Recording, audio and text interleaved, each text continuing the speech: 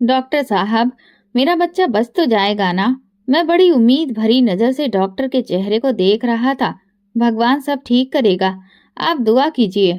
हम तो सिर्फ कोशिश ही कर सकते हैं। जिंदगी और मौत तो भगवान के हाथ में है। डॉक्टर ने मुझे तसल्ली दी और कमरे में चला गया। मैं ढीले कदमों से भगवान का नाम लेता हुआ अपनी पत्नी के पास जाकर बैठ गया। क्या कहा डॉक्टर ने? वो तुरंत ही बड़ी उम्मीद से बोली। मैंने सिर हिला दिया। अब सब भगवान के हाथ में है, तुम प्रार्थना करो। मेरे इस तरह के लहजे से उसे बहुत तसल्ली हुई और वो दोबारा से भगवान को याद करने लगी। मेरे दिल की धड़कन तेज हो रही थी, बेचैनी थी जो कम होने का नाम नहीं ले रही थी। मैं कभी उठकर टहलना शुरू कर देता तो कभी दोबारा बेंच पर बैठ जाता। इमरजेंसी के कमरे में मेरे बेटे का ऑपरेशन जारी था। वो जिंदगी और मौत के बीच झूल रहा था। ये एक बहुत बड़ी सर्जरी थी जिसके इलाज के लिए मैंने बहुत मेहनत और जतन करके पैसे जुटाए थे। काश मेरे बच्चे को नई जिंदगी मिल जाए। मैं दिल में कई बार सोच चुका था। हमारी आने वाली जिंदगी हमारे बच्चे की जिंदगी पर ही निर्भर थी। सर्जरी कई घंटे तक चलती रही। कुछ घंटे बाद डॉक्टर अपनी सर्जिकल टोपी उतारता हुआ इमरजेंसी के कमरे से बाहर निकला। मैं और मेरी पत्नी तुरंत उसकी ओर दौड़े। मुझे अफसोस है, हम आपके बच्चे को नई जिंदगी नहीं दे सके। डॉक्टर ने अफसोस से मेरे कंधे पर हाथ रखा और तसल्ली देकर वहां से चला गया। मैं खुद पर काबू किए पत्थर की मूरत बनकर खड़ा रह गया। मुझे अपनी पत्नी की सिसकियां साफ सुनाई दे रही थी। वो चीख पर दुपट्टे का पल्लू रखकर अपनी चीखों को दबाने की कोशिश कर रही थी। मेरा नाम अनिल है, मैं एक ड्राइवर था। मेरे पिता एक बड़े बंगले में चौकीदार का काम करते थे। पिताजी चाहते थे कि मैं कुछ पढ़ लिख जाऊं ताकि उनकी तरह मुझे भी किसी के घर चौकीदारी ना करनी पड़े। मैं भी यही चाहता था। मैंने 10वीं का इम्तिहान पास किया, लेकिन तभी पिताजी की तबीयत खराब रहने लगी। काम के दौरान कमजोरी और बीपी लो होने की समस्या से वो परेशान रहने लगे। धीरे धीरे उनकी दिक्कत इतनी बढ़ गई कि वो बेहोश भी होने लगे। मालिक का कहना था कि अब पिताजी अपनी जगह मुझे भेज दें। अब ये चौकीदारी का काम करना तुम्हारे बस की बात नहीं रही, मालिक ने कहा। पिताजी नहीं चाहते थे कि मेरी पढ़ाई छुड़वाकर मुझे काम पर लगा दें, लेकिन मालिक अब उन्हें रखने को तैयार नहीं थे। वो किसी और को रख सकते थे, लेकिन क्योंकि पिताजी इतने सालों से उनके यहाँ काम कर रहे थे, इसलिए उन्होंने उनकी जगह मुझे नौकरी देने का फैसला किया। पिताजी की हालत को देखते हुए मैं ये काम करने को तैयार हो गया। पिताजी ने मुझसे वादा लिया था कि मैं इसके साथ साथ अपनी पढ़ाई भी जारी रखूंगा। मुझे पिताजी की जगह नौकरी करते हुए तकरीबन 1 साल हो गया था। तभी सेठ को अपनी बेटी के लिए ड्राइवर की जरूरत पड़ी। मुझे ड्राइविंग नहीं आती थी, लेकिन मुझे गाड़ी चलाने का बहुत शौक था। सेठ को जल्दी ही एक ड्राइवर मिल गया और उन्होंने उसे नौकरी पर रख लिया। मेरे अंदर ड्राइविंग सीखने का जुनून अब और बढ़ चुका था। जब भी मुझे समय मिलता, मैं ड्राइवर से गाड़ी चलाने के बारे में पूछता। मैंने उसे बता दिया था कि मुझे गाड़ी चलाने का बहुत शौक है। उसने मुझसे वादा किया कि वो मुझे गाड़ी चलाना सिखाएगा और फिर उसने अपना वादा पूरा भी किया। कुछ ही महीनों में मैंने गाड़ी चलाना सीख लिया। बंगले में तो ड्राइवर की कोई जगह खाली नहीं थी, लेकिन मुझे जल्द ही उससे भी बड़े बंगले में नौकरी मिल गई। मैं चौकीदारी छोड़कर ड्राइवरी करने लगा। ये तनख्वाह भी अच्छी थी और सुविधाएं भी ज्यादा थीं, लेकिन मैं अपने पिताजी से किया हुआ वादा नहीं निभा सका। मेरी पढ़ाई अधूरी रह गई। नौकरी से आने के बाद मैं रात को किराए की गाड़ी चलाकर अतिरिक्त पैसे भी कमा लेता था। माँ और पिताजी को मेरी शादी की फिक्र सताने लगी। वो जोर शोर से हमारे रिश्तेदारी में मेरे बराबर की कोई लड़की ढूंढने लगे, लेकिन वहां कोई उपयुक्त लड़की नहीं मिली। कुछ लड़कियां उम्र में मुझसे काफी बड़ी थीं, तो कुछ बहुत छोटी थीं। अब रिश्तेदारी से बाहर लड़की ढूंढी जाने लगी। परिवार से बाहर रिश्ता ढूंढना मुश्किल था। माँ और पिताजी का दिल किसी दूर दराज के लोगों की लड़की के लिए तैयार नहीं हो रहा था। पूरे शहर में तलाश के बाद माँ और पिताजी को मेरे मोहल्ले में रहने वाली अनीता आंटी की बेटी सोनम पसंद आई। मेरे माँ बाप ने रिश्ता तय करने में जरा भी देर नहीं की और जल्दी ही शादी की तारीख भी तय कर दी। इस तरह से सोनम विदा होकर मेरी जिंदगी में आ गई। सोनम के आने से मेरी जिंदगी में काफी बदलाव और खुशियां आ गई थी। वो बहुत ही अच्छे तौर तरीके से रहने वाली समझदार लड़की थी। ना तो उसकी बहुत ज्यादा ख्वाहिशें थी और ना ही कोई खास हसरतें। उसने मेरे माँ बाप को आते ही अपना बना लिया था और इस घर को भी अपने घर की तरह सजाना संवारना शुरू कर दिया था। माँ पिताजी जैसी बहू की सोच कर लाए थे, वो बिल्कुल वैसी ही निकली। मैं भी उसे देखता ही रह जाता था। वो इतनी समझदारी की बातें करती कि मैं घंटों उसे सुनता रहता। शायद वो मुझसे ज्यादा पढ़ी लिखी थी, इसीलिए उसमें समझदारी भी ज्यादा थी, जो मुझे हैरान करती थी। उसका ईमान भी बहुत मजबूत था। वो भगवान में पूरा विश्वास रखती थी और हर रोज पूरे मन से उनकी पूजा करती थी। इसके अलावा वो अक्सर मंदिर भी जाती और जितना उसकी हैसियत में होता उतना गरीबों में दान भी करती। हमारा परिवार बहुत ज्यादा धार्मिक नहीं था। मैं पूजा पाठ तो करता था, लेकिन कई बार आलस कर जाता था। हालांकि मेरे मन में हमेशा ये बात रहती थी कि मुझे रोजाना पूजा करनी चाहिए, मगर कई कोशिशों के बावजूद भी ये मुझसे हो नहीं पाता था। जब से सोनम घर आई थी, धीरे धीरे उसे देखकर मैं भी उसके साथ मंदिर जाने लगा था। अब तो ऐसा हो गया था कि अगर मैं काम के सिलसिले में कहीं बाहर जाता और मुझे कोई मंदिर दिख जाता, तो मैं वहां भगवान के दर्शन के लिए जरूर चला जाता था। इतना बड़ा बदलाव सिर्फ सोनम की वजह से ही मुमकिन हो पाया था। जिस बंगले में मैं नौकरी करता था, वहां के साहब चाहते थे कि मैं उनके घर के सर्वेंट क्वार्टर में आकर रहने लगूं और अपनी पत्नी को भी वहीं ले आऊं। मेरे वहां रहने से उन्हें काफी सहारा महसूस होता था, लेकिन मैं अपने माँ बाप को इस उम्र में अकेला कैसे छोड़ सकता था। मैं उनकी इकलौती औलाद और उनके बुढ़ापे का एकमात्र सहारा था।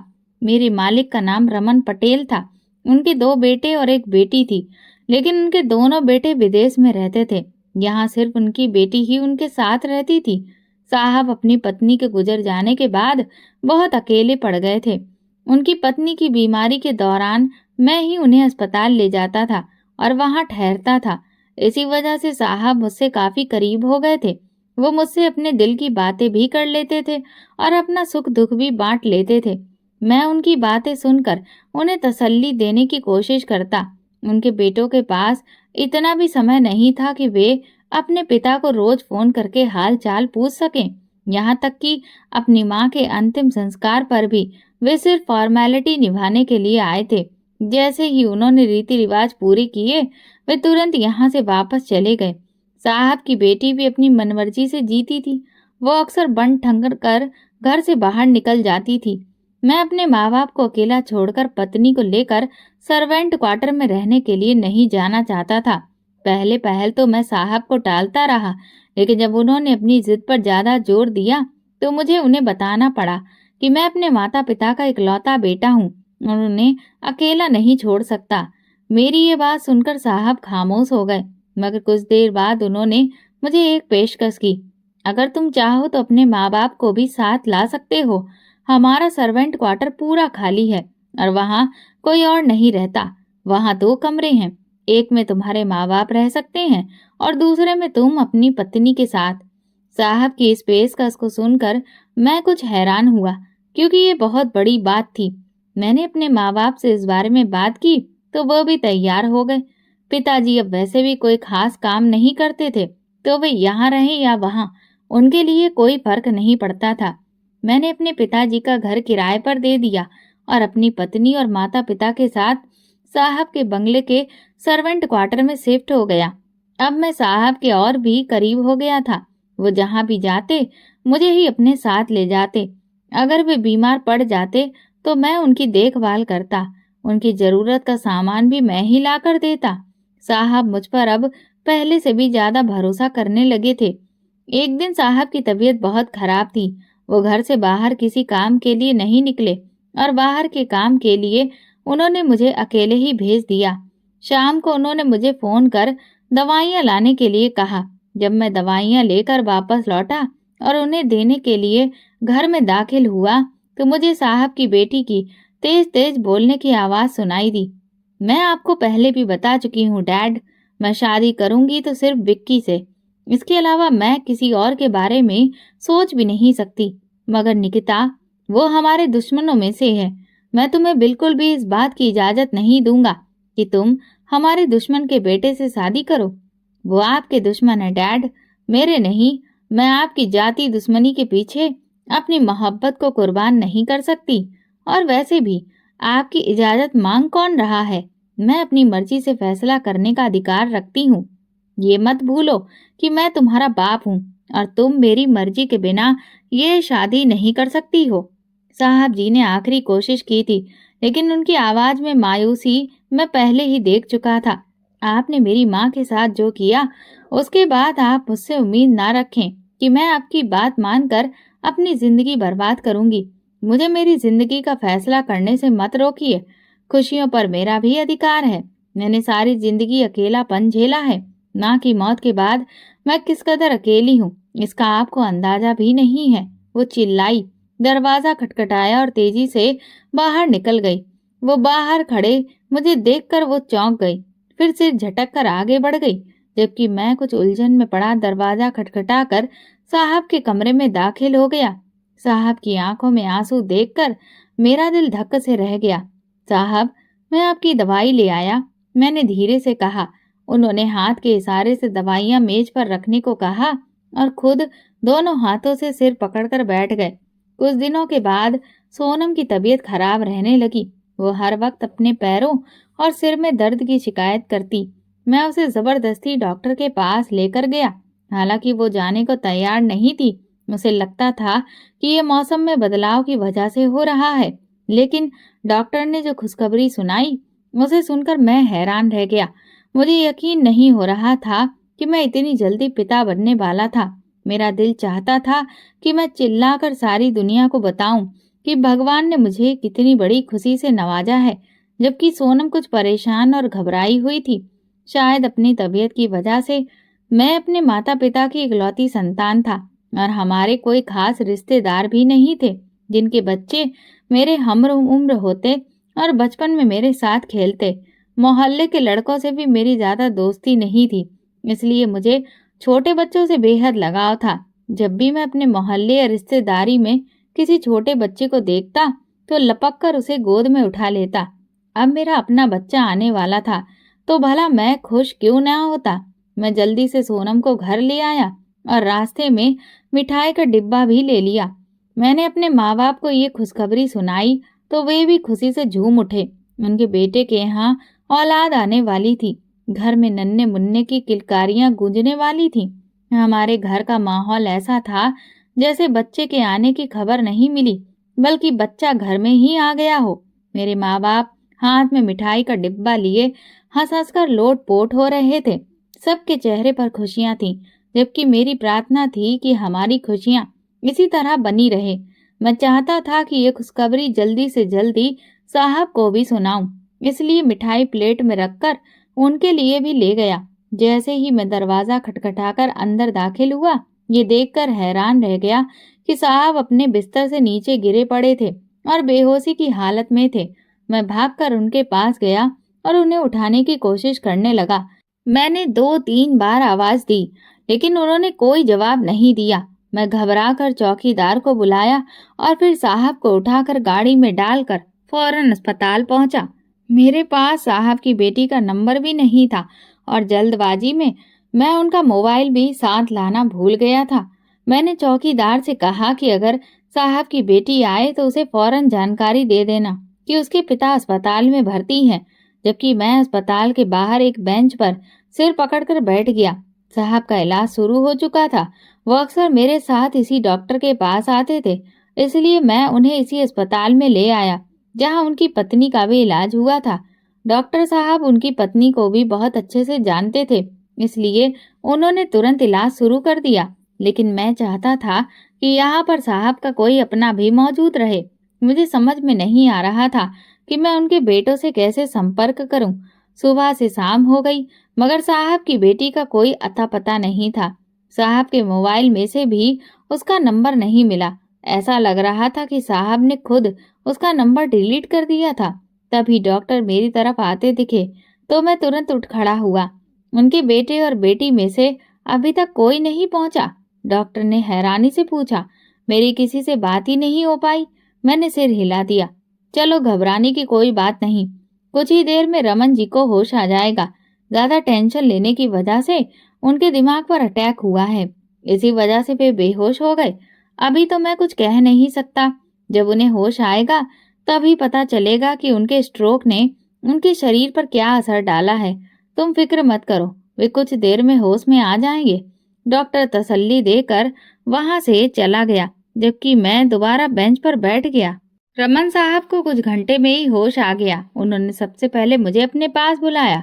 जब मैं उनके कमरे में दाखिल हुआ तो वो बिस्तर पर पड़े थे। उन्हें देखकर मैं हैरान रह गया। एक ही दिन में उनकी हालत कितनी बदल गई थी। उनके चेहरे पर हद से ज्यादा कमजोरी थी, जबकि वो अपना दायां हाथ हिलाने के काबिल नहीं थे। उनका दायां हिस्सा एक तरह से बिल्कुल बेजान हो गया था। उनका बाजू बिल्कुल मरा हुआ था और वो बिस्तर पर पड़े मेरी तरफ देख रहे थे। साहब जी, मुझे अपने बच्चों का कोई नंबर दे दीजिए ताकि मैं उन्हें फोन करके यहाँ बुला लूं। मैंने उनके पास पहुंचते ही कहा, लेकिन उन्होंने हाथ के इशारे से मना कर दिया। उनमें से किसी को भी मेरे बारे में बताने की कोई जरूरत नहीं है। वे तीनों ही निकम्मी औलादें हैं जो अपनी माँ पर गई हैं। जैसे उनकी माँ बेवफा थी, वैसे ही वे तीनों भी धोखेबाज निकले। मैंने उन्हें इतने प्यार से पाल पोस कर बड़ा किया था, लेकिन क्या पता था कि कल को वही मुझसे नफरत करने लगेंगे। साहब ने पहली बार अपनी पत्नी का जिक्र किया था।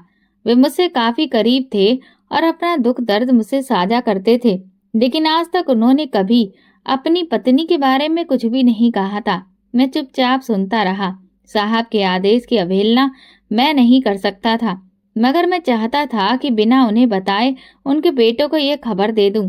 हो सकता है कि वे अपने पिता की ऐसी हालत सुनकर लौट आएं।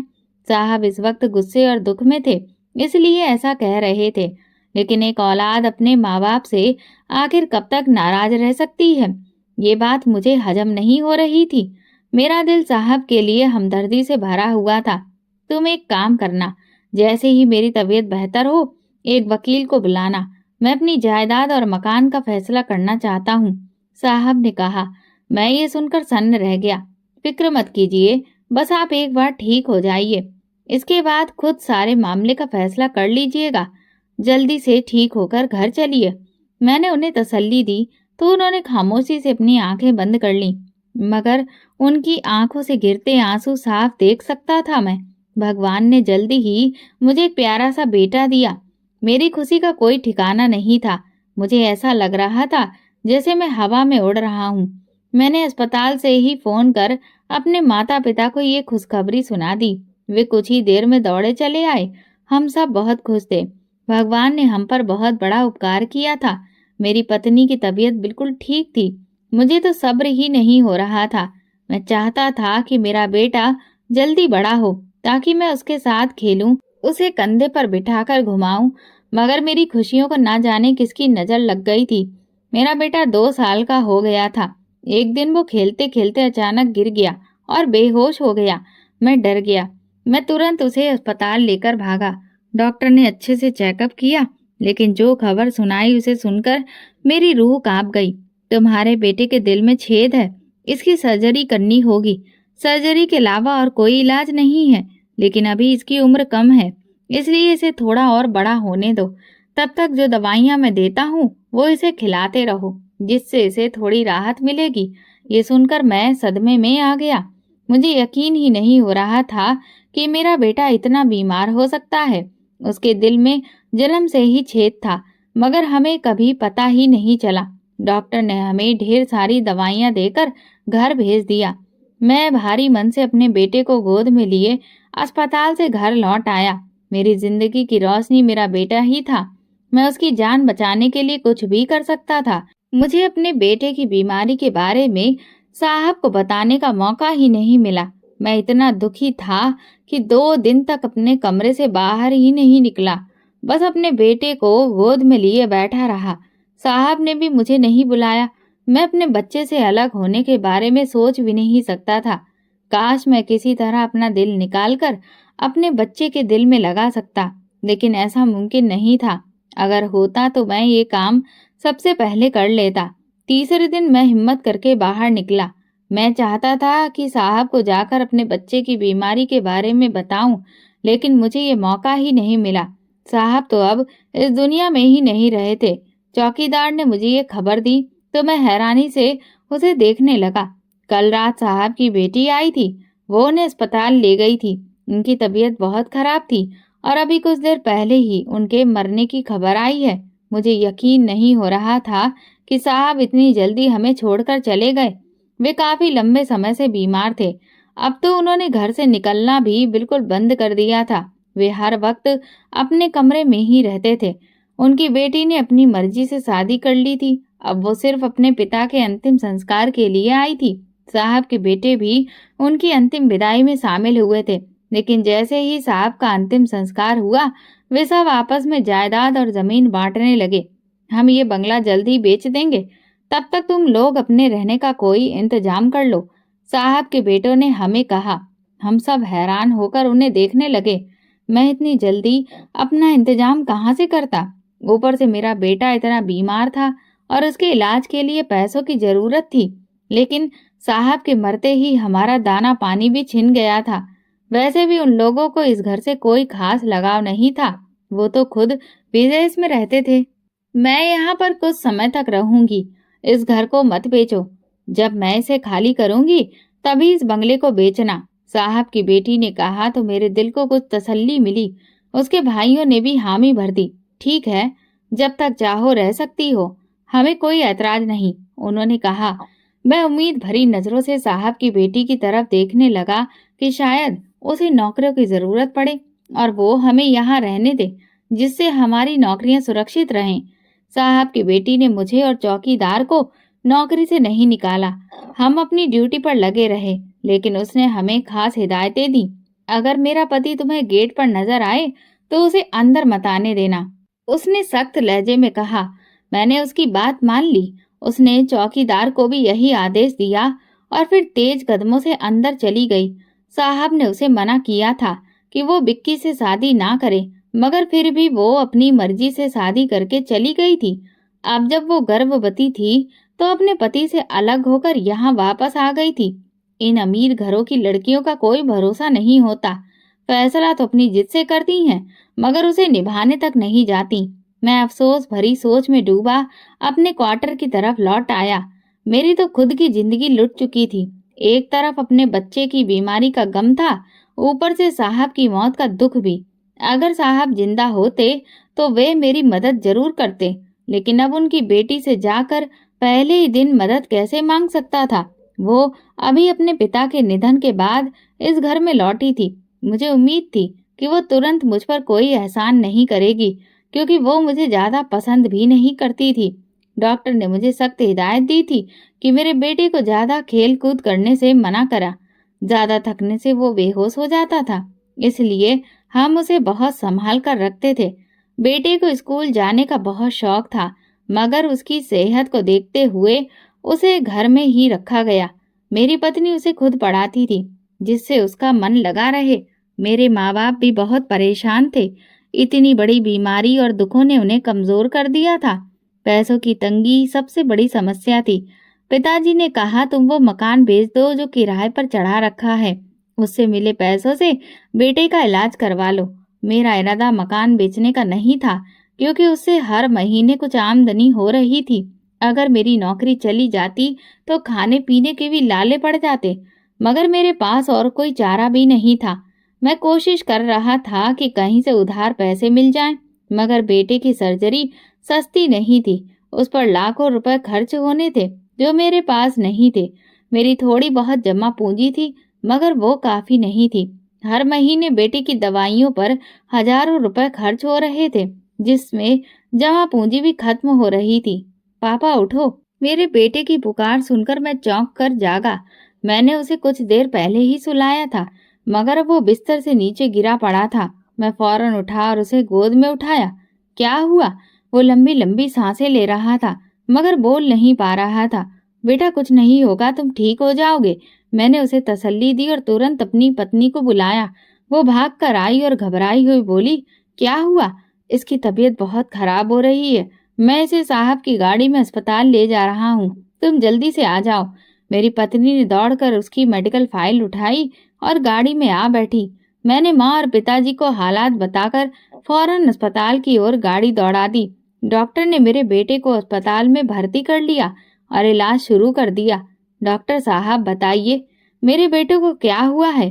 वो तो ठीक से दवाइयाँ भी ले रहा था। हमने उसे ज्यादा चलने फिरने भी नहीं दिया, फिर उसकी तबीयत कैसे बिगड़ गई?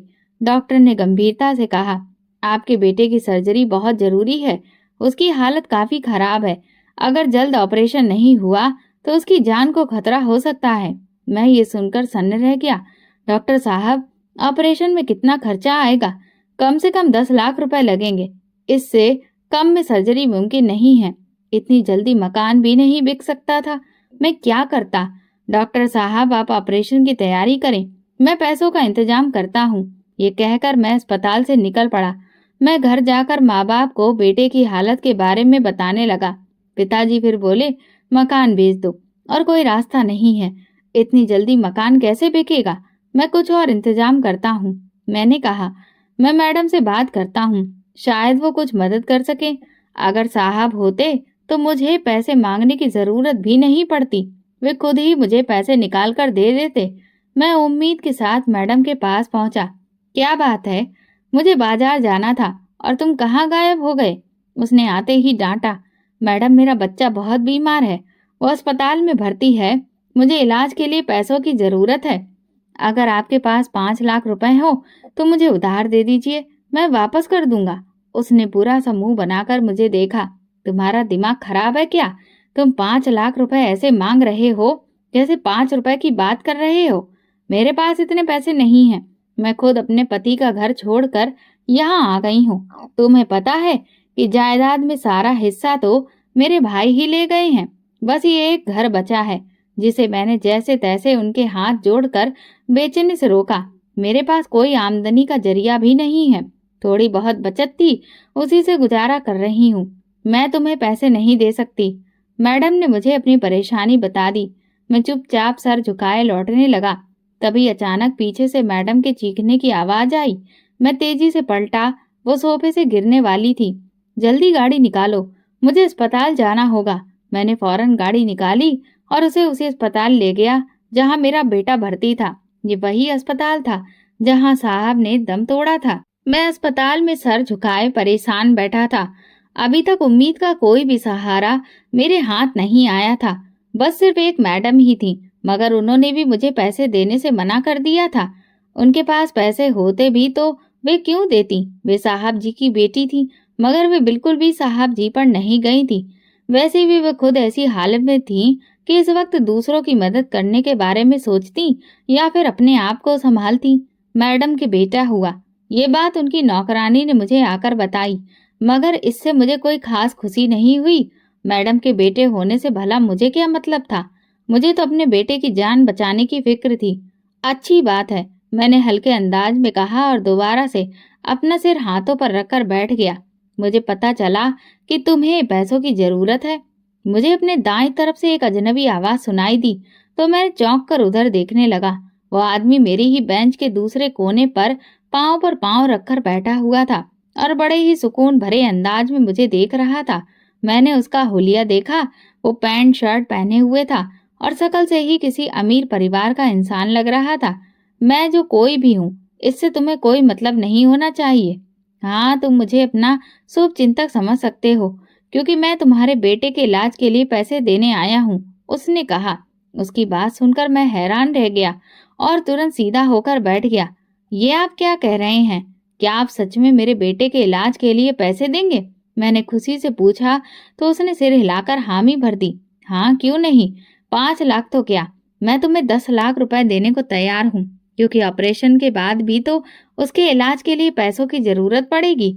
बाकी का पैसा उस वक्त काम आएगा, उसने कहा।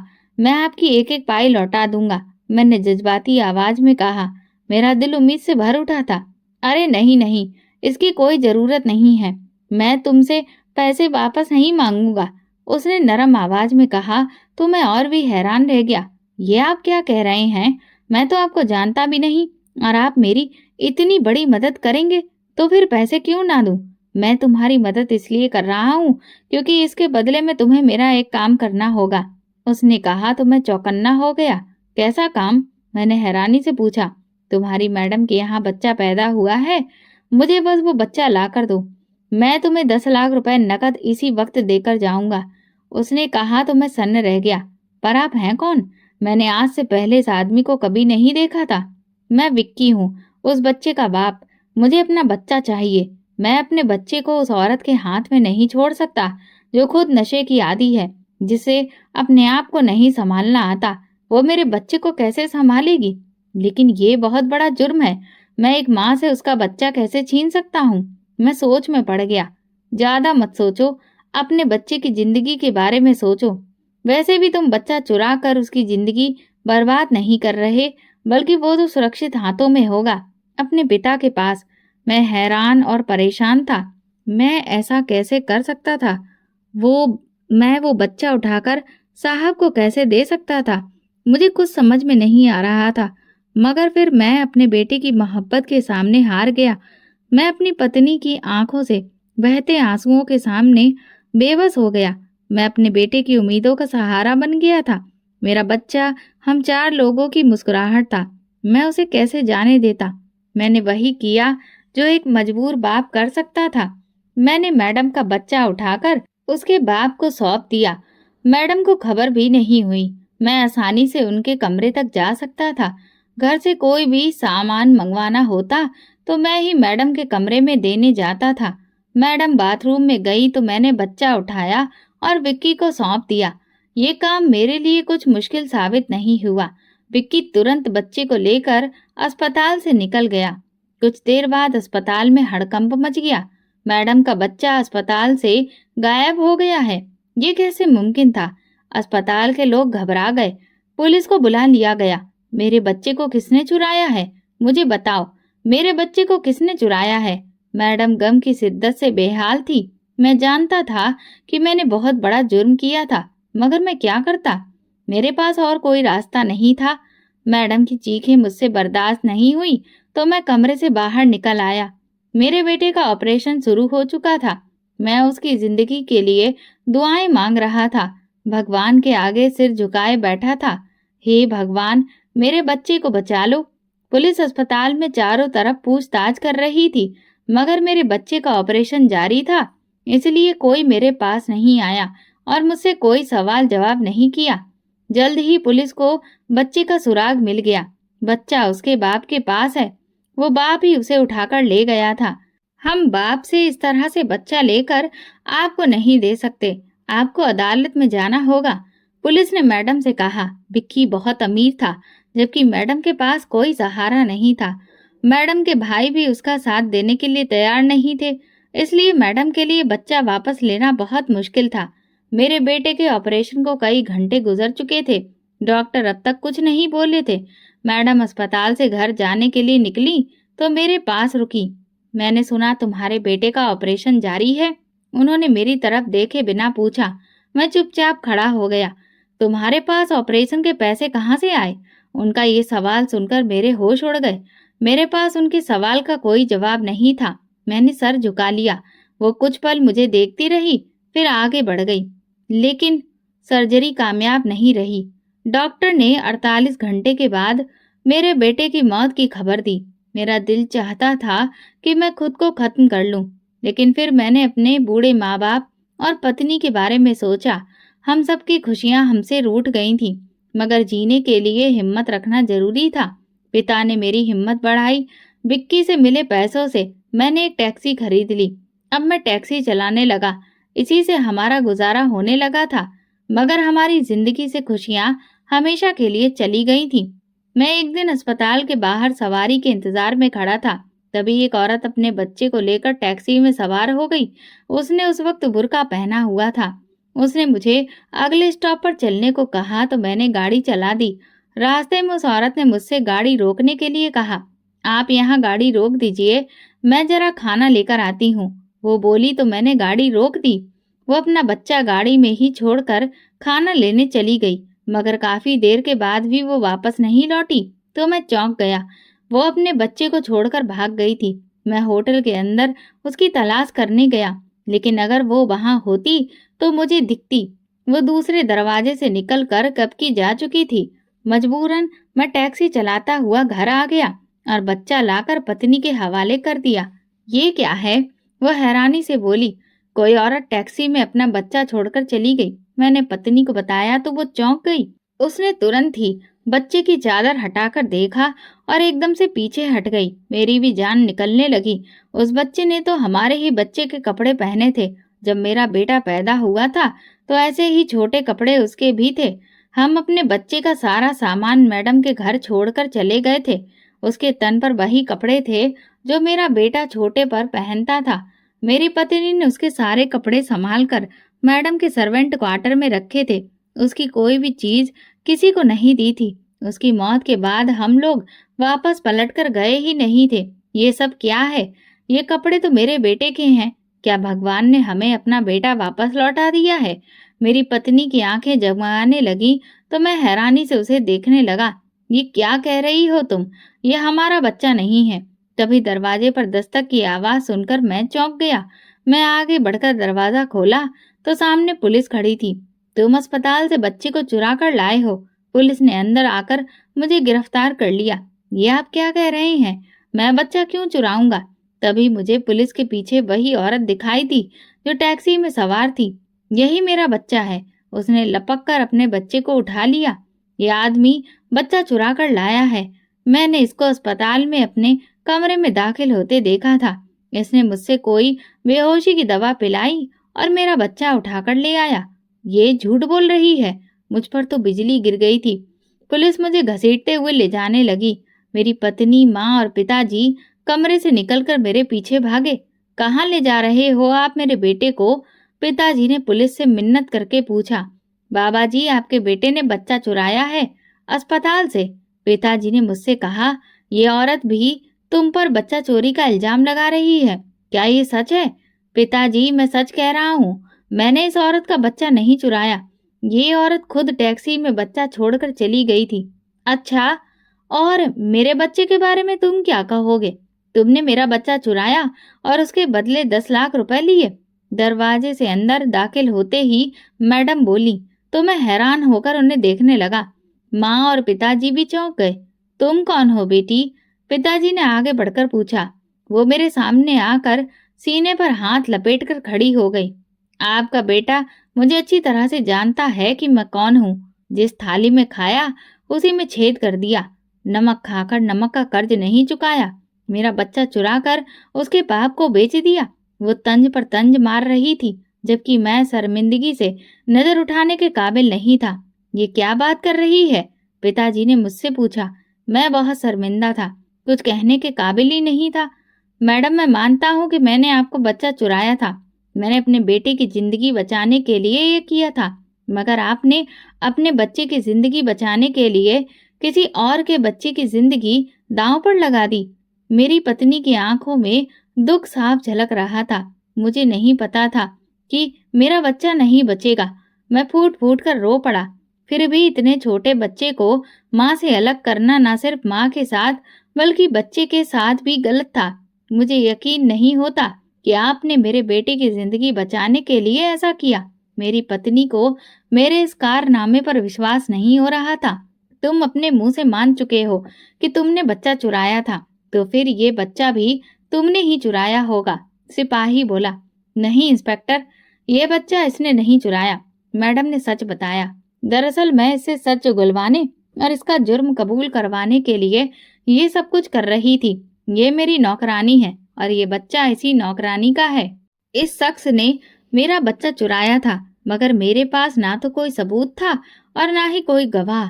मेरे पति ने मुझे बच्चे की शक्ल तक नहीं देखने दी, क्योंकि वो बहुत पैसे वाला है।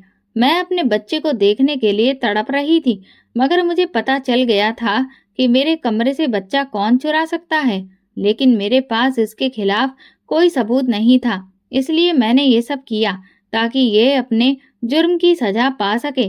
मैं अपने पति को तो उसके जुर्म की सजा नहीं दिलवा सकती, मगर इस इंसान को दिलवा सकती हूँ। आखिर इसने ही मेरा बच्चा उठाकर उस तक पहुँचाया था, वरना मैं उसे अपने कमरे में कभी घुसने भी नहीं देती। आप इसे गिरफ्तार कर लें। इसने एक माँ को उसके बच्चे से अलग किया है। मैडम बोली तो पुलिस मुझे घसीटते हुए अपने साथ ले गई। अब की बार माँ, पिताजी और सोनम में से कोई भी मेरे पीछे नहीं भागा। मैं अब जेल में पड़ा अपने उस गुनाह की सजा काट रहा था, जिसे करने से मुझे कुछ भी हासिल नहीं हुआ। शायद भगवान मुझे मेरे इस गुनाह के लिए माफ कर दे। दोस्तों, अगर आपको हमारी कहानी पसंद आई हो तो कमेंट करके ज़रूर बताइए। वीडियो को लाइक करें और ज़्यादा से ज़्यादा शेयर करें। अगर आप चैनल पर नए हैं तो सब्सक्राइब जरूर करें और नोटिफिकेशन बेल को दबाएं ताकि अगली अपडेट सबसे पहले आपको मिले। धन्यवाद।